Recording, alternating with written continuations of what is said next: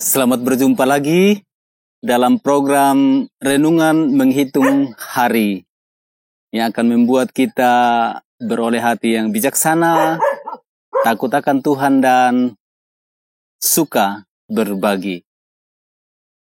Ini versi YouTube nomor yang ke-8. Senang bisa bertemu lagi dalam keadaan kita disehatkan Tuhan. Kita siapkan diri untuk membaca dan merenungkan firman Tuhan. Kita berdoa mohon tuntunan Roh Kudus. Marilah kita berdoa. Ya Roh Kudus, Engkaulah Allah yang selalu menguasai kehidupan kami dan mengarahkannya sampai kami terus ingat bahwa mendengar firman-Mu, merenungkannya dan melakukannya adalah hal yang baik dan mulia, yang akan membuat kami orang-orang yang beroleh hati yang bijaksana, selalu takut akan Tuhan dan suka mengasihi sesama. Tuntunlah kami pada saat ini, dari awal sampai akhir, renungan menghitung hari. Dalam nama Yesus kami berdoa. Amin.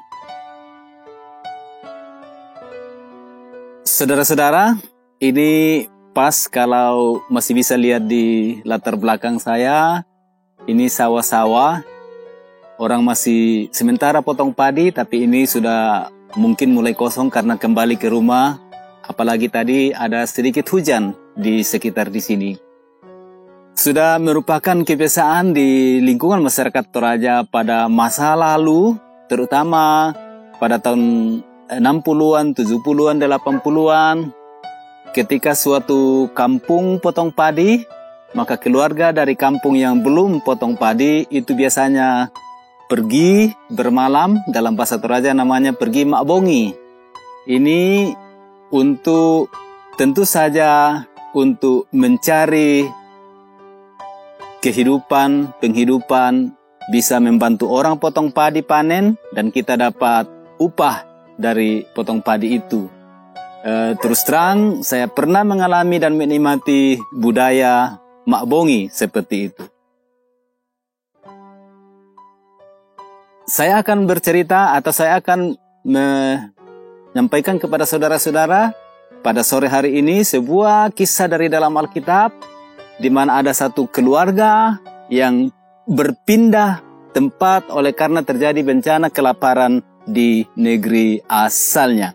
Dan itu didasarkan pada Kitab Kejadian pasal 26. Saya akan membaca Kitab Kejadian pasal 26. Saya akan membaca mulai dari ayat 28. Kejadian 26 ayat 28 sampai 29. Jawab mereka, "Kami telah melihat sendiri bahwa Tuhan menyertai engkau. Sebab itu kami berkata, baiklah kita mengadakan sumpah setia antara kami dan engkau. Dan baiklah kami mengikat perjanjian dengan engkau, bahwa engkau tidak akan berbuat jahat kepada kami, seperti kami tidak akan mengganggu engkau. Dan seperti kami semata-mata berbuat baik kepadamu, dan membiarkan engkau pergi dengan damai. Bukankah engkau sekarang yang diberkati Tuhan?" Saudara-saudara, ini kisah tentang Ishak, sekeluarga, Ishak dan istrinya, yang meninggalkan tanah Kanaan, lalu pergi ke negeri orang Filistin untuk mencari nafkah. Boleh kita ingat lagi bagaimana dulu Abraham waktu terjadi juga kelaparan dan dia pergi ke Mesir. Dan anak tunggalnya Ishak juga mengalami hal yang sama, tetapi Tuhan melarang Ishak pergi ke Mesir. Tuhan berkenan dia hanya pergi ke daerah lebih dekat, yaitu dari daerah orang-orang Filistin. Dan mereka tiba di sana, diterima cukup baik oleh raja orang Filistin yaitu Abimelek, dan mereka diberi tempat di daerah Gerar. Itu sambutan yang luar biasa. Tapi saudara-saudara, di sana Tuhan memberkati Ishak. Sampai Ishak itu menjadi sangat kaya. Kambing, domba, lembu, dan harta-harta yang lain terus bertambah. Juga salah satu kekayaan masyarakat purba atau masyarakat kuno ialah, terutama yang di padang pasir, kalau mereka menemukan sumber air dan mereka membuat sumur di situ. Itu juga menjadi sumber kehidupan yang sangat penting untuk masyarakat di daerah padang pasir, tempat Ishak pada waktu itu tinggal. Dari sisi kekayaan, sangat banyak. Dari sisi sumber air, gembala-gembala Ishak itu berhasil menggali sumber air. Menarik saudara-saudara, karena diceritakan bahwa mereka menggali sumur air yang dulu pernah digali oleh Abraham, tetapi kemudian ditimbuni kembali, ditutup kembali oleh orang-orang Filistin. Dan Ishak, gembala-gembala Ishak, menggali sumur dan mendapatinya. Yang menarik saudara-saudara ialah bahwa sumur pertama yang mereka gali dengan sumber air yang luar biasa, ini menyebabkan gembala-gembala orang Filistin menjadi sangat marah dan bertengkar dengan gembala-gembala Ishak. Dan sumur yang pertama yang mereka gali dan berhasil namanya sumur Esek.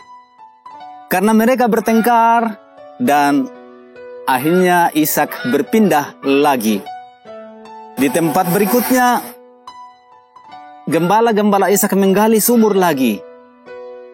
Dan mereka menemukan sumber air yang bagus. Tapi gembala-gembala orang Filistin menjadi marah lagi, bertengkar lagi. Dan tentu saja kita bisa membayangkan bahwa Ishak dan gembala-gembalanya pastilah mengalah. Lalu mereka berpindah lagi.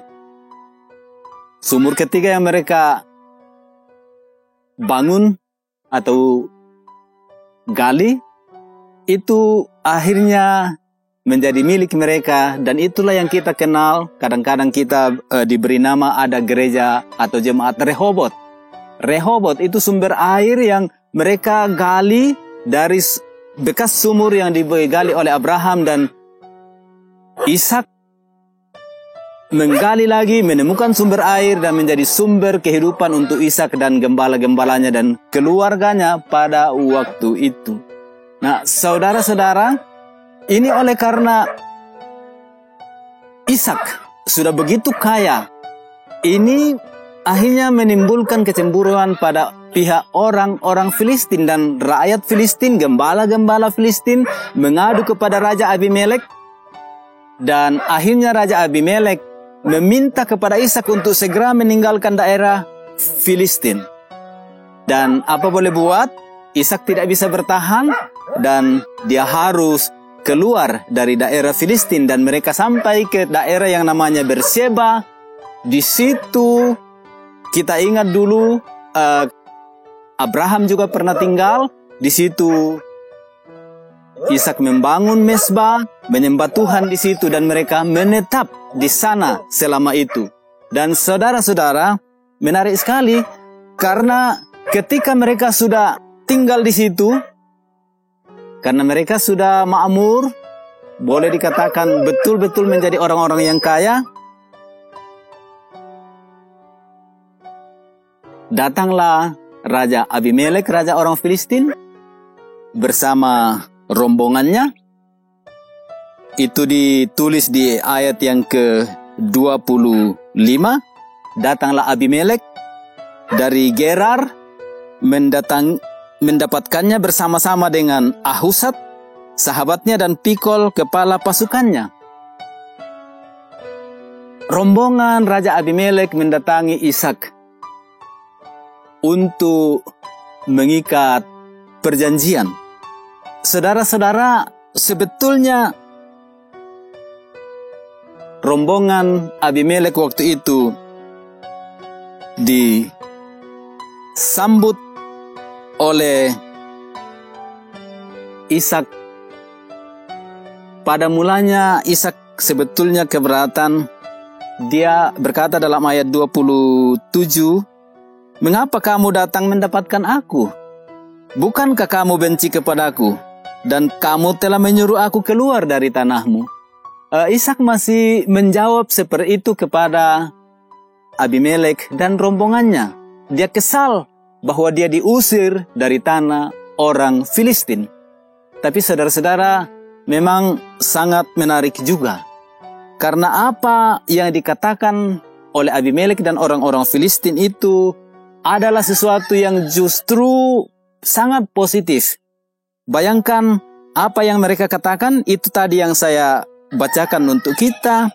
Kami telah melihat sendiri bahwa Tuhan menyertai engkau. Kami telah melihat sendiri bahwa Tuhan menyertai engkau. Sebab itu kami berkata, baiklah kita mengadakan sumpah setia dengan mereka. Raja orang Filistin Abimelek bersama rombongannya mau mengikat sumpah setia dengan Ishak dan keluarganya supaya mereka bisa hidup sebagai tetangga yang baik. Mungkin ini mengingatkan kita kepada hubungan yang tidak baik antara orang Palestina sekarang ini dengan Israel.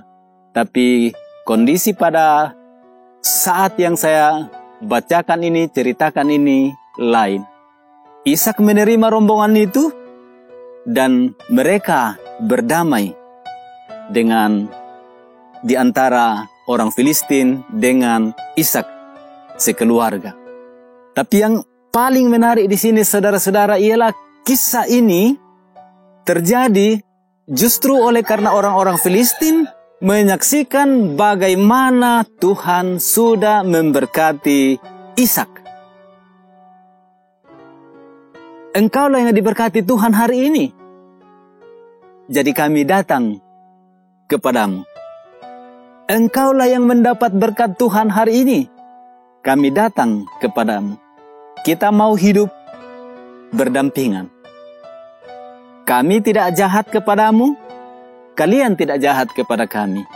Kami berbuat baik kepada kalian. Kalian berbuat baik kepada kami. Kita hidup damai sebagai tetangga. Saudara-saudara, apa yang bisa kita pelajari dari kisah singkat ini? Kita perlu melihat apa alasan Abimelek bersama rombongan orang-orang Filistin itu datang kepada Ishak yang sebelumnya sudah diusir. Dan alasannya luar biasa. Kami datang kepadamu karena kami melihat bahwa Tuhan telah memberkati engkau. Tuhan telah memberkati engkau. Kita bisa belajar di sini saudara-saudara bahwa berkat Tuhan yang ada pada kita itu bisa menjadi alat kesaksian. Itu bisa dilihat oleh orang lain untuk datang kepada kita. Pakailah